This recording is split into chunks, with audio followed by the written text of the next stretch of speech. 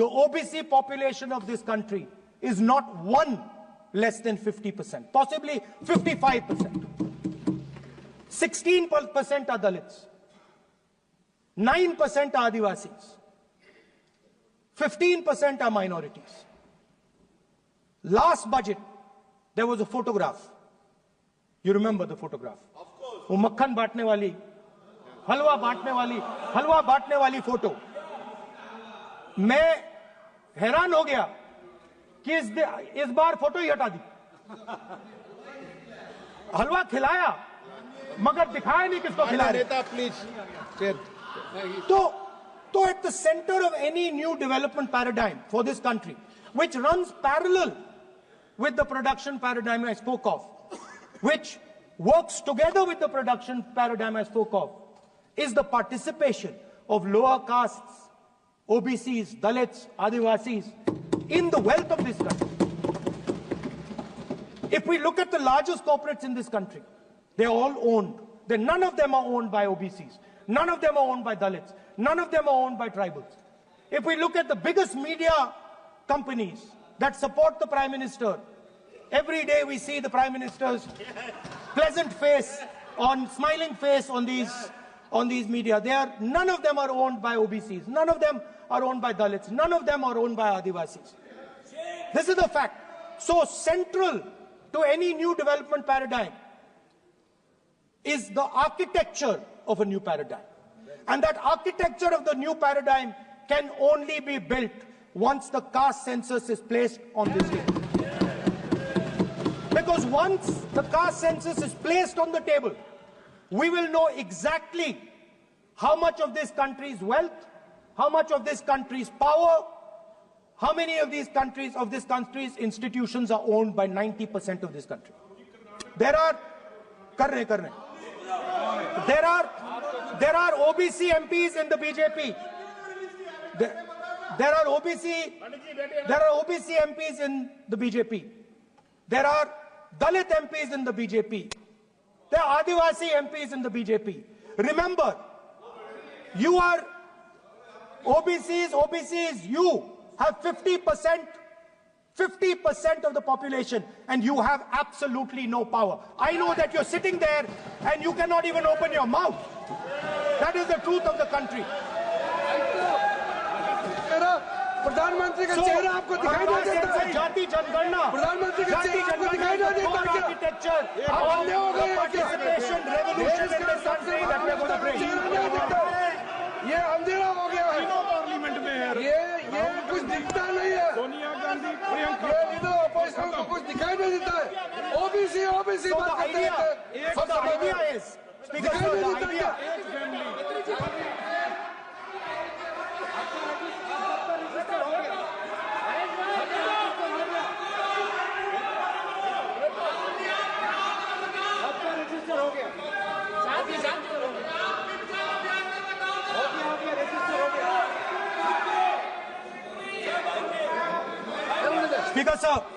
Speaker sir, so the idea is, on one side, allow India and the Indian youngsters to participate in the coming mobility revolution.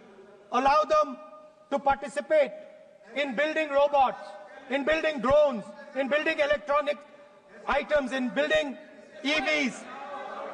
And on the other side, running parallel.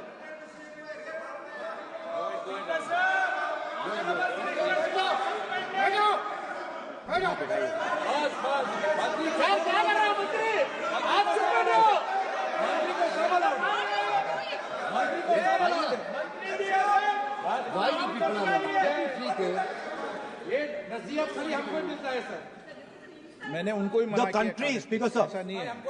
So आप भी बहुत disturbance करते हैं. Okay, Speaker sir. So parallel ideas.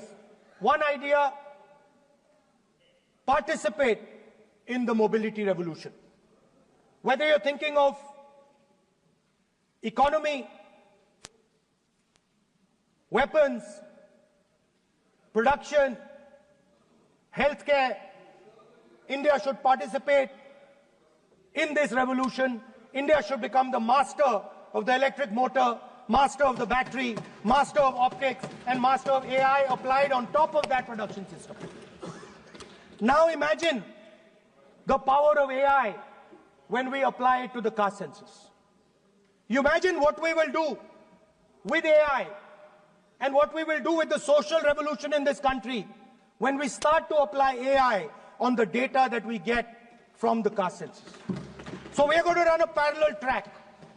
On one side, participation, revolutionizing the participation of Dalits, OBCs, Adivasis in the ruling of this country, in the institutions of this country, in distribution of wealth of this country. And on the other side, parallel track, challenge the Chinese and participate in the revolution and defeat the Chinese in electric motors, batteries, solar panels, and wind. Yes. So that is the first two parts of any presidential election address that any India Gathbandhan leader would give you. The final, of course, we go back to the Constitution. This, our favorite, just like the production system is a weapon, just like Jati Jangarna is a weapon of transformation, this is what the entire architecture is built on. I remember before the elections, all of you were saying 400 par, and you were saying you would change this. And then I was glad to see that the Prime Minister walked in and then was forced to bow his head in front of the Constitution.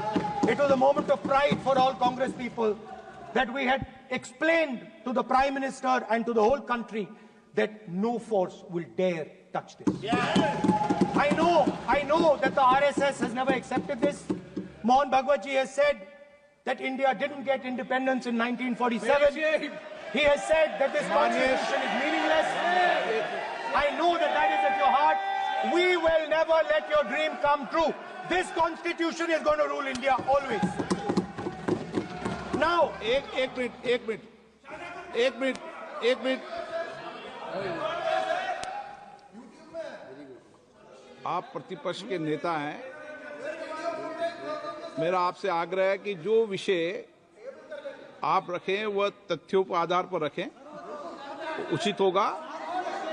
मैंने आपको पहले भी कहा, और जो सदन के सदस्य नहीं हैं उनकी चर्चा न करें।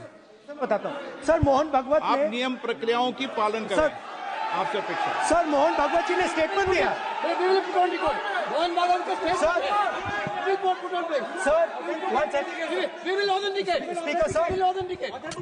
Speaker sir, Mohan Bhagwat ji made a statement saying that India did not receive independence in 1947. It received independence when the Ram Mandir was inaugurated. We will place that on the table. Now, sir, I would like to mention one small thing, but very important thing. Speaker sir, this constitution is supported by this constitution is supported by the vote of our people. Without the secure vote of the Indian people, this constitution means nothing. Now I want to bring to the notice of this House some data, some information about the Maharashtra election. Very simple stuff. Speaker sir, between the Lok Sabha election, which the India Alliance won, and the Vidhan Sabha election, the voting population of Himachal Pradesh was added to the voting roll of Maharashtra. Meaning the entire population of Himachal Pradesh was added to the voter rolls of Maharashtra. Please understand what I am saying. In Lok Sabha, the difference between Lok Sabha and Vidhan Sabha was the population of Himachal. The entire population. Almost 70 lakh new voters suddenly arrived between Lok Sabha and Vidhan Sabha. Now, the most interesting part, and the Prime Minister is not looking at me, The most interesting फिर भी part. सुन रहा है, मजबूरी है। आप The तर्क पे most बात कर रहे हैं, interesting तर्क part पे नहीं, सब मैं कह रहा हूं, सुनेंगे, देख नहीं रहे मुझे। तर्क पे बात करो। मुंह नीचे कर लिया suddenly. The most interesting part is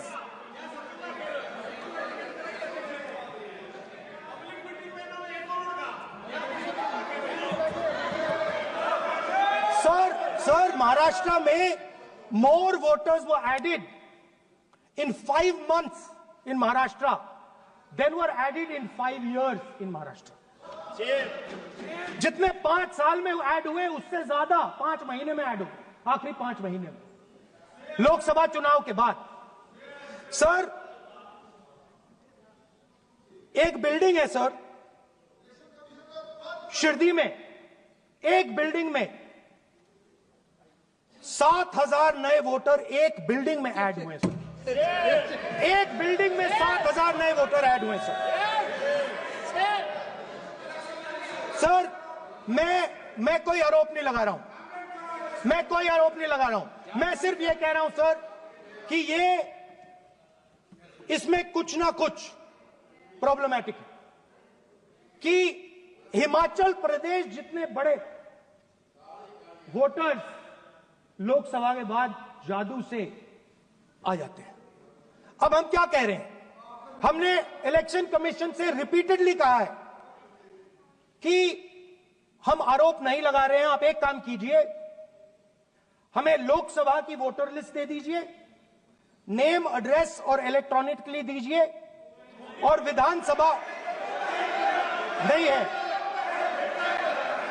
नहीं सर, नहीं नहीं नहीं नहीं नहीं नहीं स्पीकर सर वो सब वेबसाइट पे रहती है, सब जानते हैं, कभी भी कोई निकाल सकता है। स्पीकर सर, मैं समझा देता हूं सर। स्पीकर सर, वो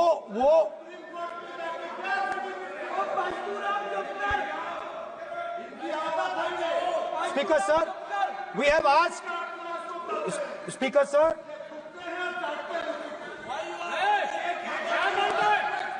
Speaker sir, we are asking this question. We are asking this. Speaker sir, population of Himachal Pradesh.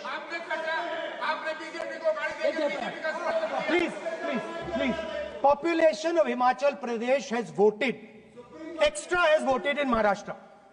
We are saying to the Election Commission, please give us the names and addresses and polling booths of all the workers in the Lok Sabha and all the workers in the Vidhan Sabha, so we can calculate who these new workers are, who these new voters are. Interestingly,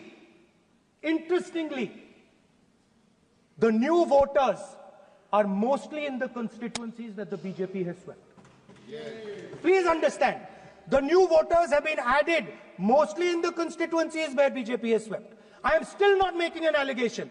I am saying on the floor of the House that the Election Commission has to give the data of the Maharashtra elections to the Congress Party, to the Shiv Sena and to the NCP, so that we can see exactly where these voters have been added, who has been subtracted, who has been added, where they have been added.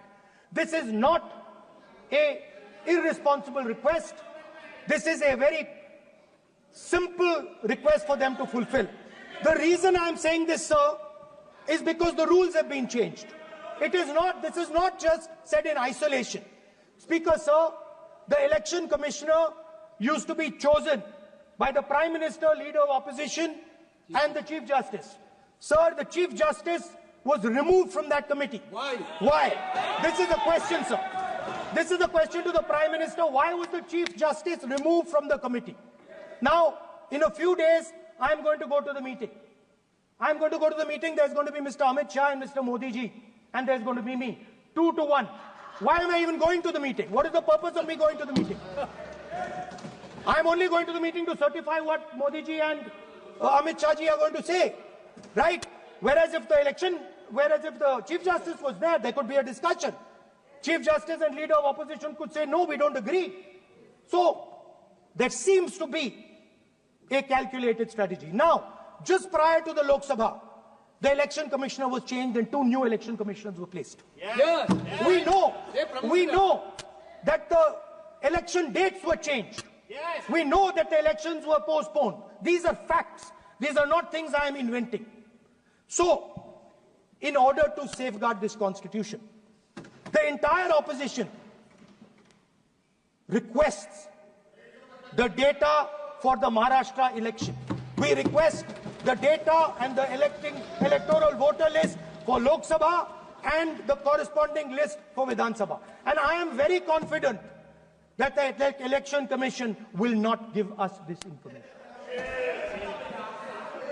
Speaker, sir, that is broadly. So the third element of our President's address would be a determined defense of India's institutions, of our democratic system, and a re-look at our entire democratic framework, and the looking again at all the institutions that have been taken away from the people of India. So those would be the type of things that we would say in a presidential address. I'd like to finally say one thing. In the last, थोड़ा बढ़ा देता हूँ. अब मैं थोड़ा और खींचूंगा. अब और खींचूंगा थोड़ा. अब और खींचूंगा. So in the last, there is a background, a philosophical background to what I am saying. Essentially, what I am saying to the youngsters of India and to this House is that instead of focusing on multiple things, instead of telling us a laundry list, give us a strategy, give us a vision, make it clear, right? Now, there is a philosophical basis to this. There is even a deep philosophical basis to this. I showed you the picture of Shivji, which you didn't allow me to show. I showed that picture for a reason. What does that picture tell us? If you look at that picture carefully, it tells us focus carefully. Do not get distracted. Do not look here and there. Do the job at hand. So there is a philosophical basis to the speech I have given. I have not told the House and the country that we will do this, and this. This is the philosophy of Shivji. Say what you have to say, but be clear that you're going to do that one thing and don't do 56, 70 different things. So there is a link between our philosophical tradition, our religious tradition, and what I'm saying. And that is what India needs to do. India needs to connect the past, the values of the past. You talk about Sardar Patel ji, but you destroy Sardar Patel ji's values every day. You talk about Ambedkar ji, you destroy his values every day. You talk about Nehru ji. No, you don't talk about Nehru ji. Right? You bow in front of Buddha. You destroy what he says. So the point is, you have to be truthful to what you are, right? And it is important that when you are giving a way forward to the nation, there is clarity of purpose. There is no hatred, there is no violence, there is no anger, because these things are destroying our country. So my speech has not been angry, has not been nasty. My speech has been very polite, very kind, and I thank the Prime Minister for coming and listening to it. Critical about what is being said.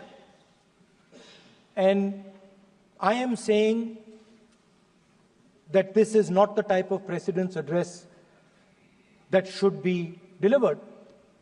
Well, the question came to my mind, what type of address would an India Gathbandhan government deliver?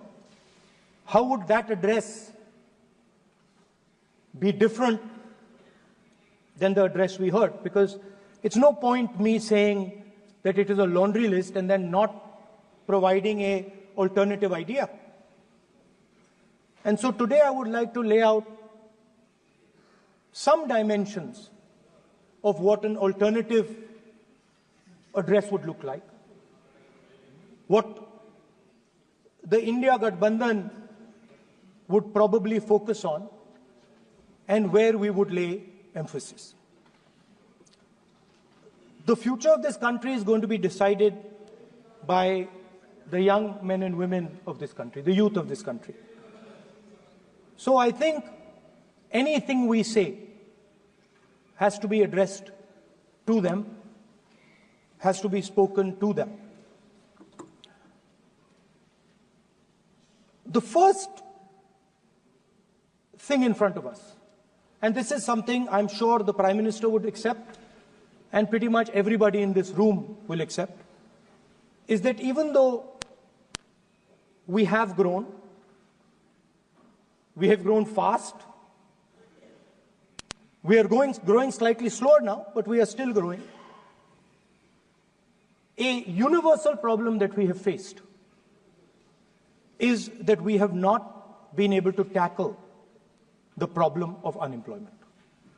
No, neither the UPA government nor today's NDA government has given a clear-cut answer to the youth of India about employment. I don't think anybody in this room will disagree with me. I'll give a little statistic for the Prime Minister. The Prime Minister, something I would agree with directionally. The Prime Minister proposed the Make in India program. I think a good idea. We saw the statues, we saw the functions, we saw the so-called investment, and the result is right in front of me. Manufacturing fell from 15.3% of GDP in 2014 to 12.6% of GDP today. That is the lowest share of manufacturing in 60 years. I'm not even blaming the Prime Minister, because I think it would not be fair to say he didn't try. I could say that the Prime Minister tried, and I think conceptually Make in India was a good idea, but it's pretty clear that he failed, because manufacturing went from 15.3% of GDP to 12.6%. So the first question that any alternative vision would answer to the youngsters of our country is, okay, what and how are we going to solve this problem of employment? Any country basically organizes two things. You can organize consumption, and then you can organize production. Modern way of saying organizing consumption is services. Modern way of saying organizing production is manufacturing. But there is more to production than simply manufacturing. For example, agriculture also is about production.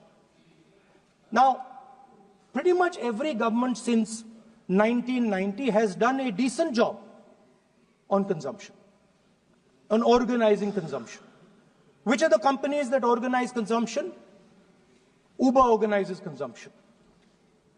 Reliance organizes consumption. Adani organizes consumption.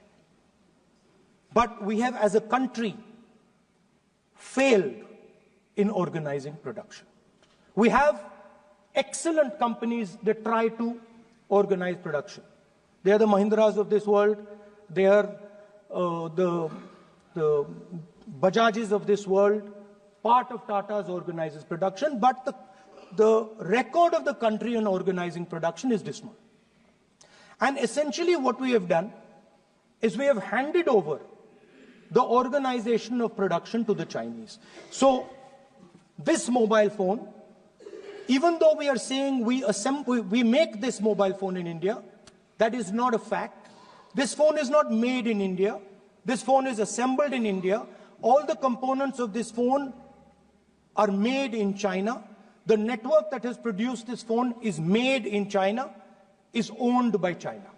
So every time we use a phone, every time we wear a Chinese shirt, a Bangladeshi shirt, every time we wear a pair of Chinese sneakers, we are paying a tax to China. because some Chinese youngster is earning a salary to make or to produce that product. So the first message I would give in a presidential address would be that India has to focus completely on production. Because if we do not focus on production and we continue to focus only on consumption, we will find that we will run huge deficits, we will increase inequality, and eventually we will run into a serious problem. Social problem because of unemployment, which we are already facing. If you look at the numbers of the amount of people who are in jail, if you look at the numbers that are spent on internal security, if you look at the numbers spent on our police forces, they're all spiraling. They're all rising. And everybody understands that social tension is on the rise in India. So now the next question comes, okay, so where is this employment going to come from? What is India going to produce? And for that, I'd like to tell all the youngsters of this country that there is a revolution taking place, an exciting revolution. The world is transforming completely. And the change that is taking place, at the heart of the change that is taking place, we are moving from the world of the internal combustion engine to the world of the electric motor. We are moving from petrol to batteries. We are moving wind, solar, potentially nuclear energy. So our entire way of moving is changing. And this is going to change every single thing. It is going to change warfare. It is going to change medical treatment. It is going to change education. It is going to change how we eat. It is going to change every single thing. Now, the last time there was a revolution, called the computer revolution, the government of India had a clear focus. We looked at that revolution. It was the Congress government. We looked at the revolution and we decided clearly that we are going to focus on the development of software. And we rode the wave of that revolution. And today you can see the result. I remember people laughing. I remember people laughing when the computer was being talked about. You mentioned Mr. Vajpayee. I respect Mr. Vajpayee, but Mr. Vajpayee gave a speech saying that computers are of no consequence to India. So, what is important when there is a revolution? What is important is that you understand what are the drivers of that revolution and where exactly do you need to focus, where exactly do you need to sit in that revolution. I said that this revolution is going to change everything. And I want the youngsters in this country to think about it. There is a war going on in Ukraine. The war in Ukraine is actually a war between the internal combustion engine and the motor, the electric motor. The electric motor is inside the drone, the engine is inside the tank. And if you look at what is going on in Ukraine, the tanks are dying by the thousands. And small little drones with electric motors, small batteries, not much bigger than that, are destroying the entire tank artillery infrastructure of both Ukraine and Russia. So the drone is the electric motor. The drone is the battery. The drone also needs to see. So the drone is a camera. In the same way, electric cars. The electric car is a motor. The electric car is batteries. The electric car is cameras. Robots are exactly the same thing. Robots are electric motors, multiple electric motors with cameras, with batteries. And this is what the revolution is going to look like. So there are basically 4 technologies that are driving this entire change in mobility. Electric motors, batteries, optics, and then on top of that, you can apply AI. Now I want to tell the youngsters of this country, people talk about AI. But it's important to understand that AI on its own is absolutely meaningless. Because AI operates on top of data. Without data, AI means nothing. And if we look at data today, there is one thing which is very clear.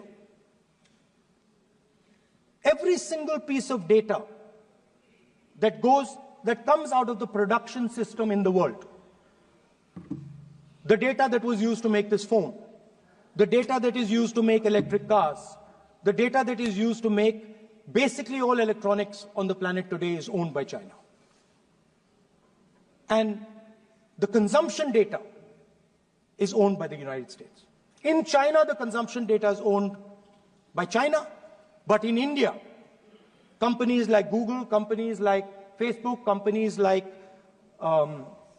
Instagram, X, they own our consumption data. So if India wants to talk about AI, it has to first answer the question, what data is going to power that AI? And the answer today is India does not have that data. Neither does India have production data, neither does India have consumption data. We have handed our consumption data to the big American companies, and the production data we don't have anyway. So what would that vision look like? The first thing, we would start getting youngsters excited about this revolution.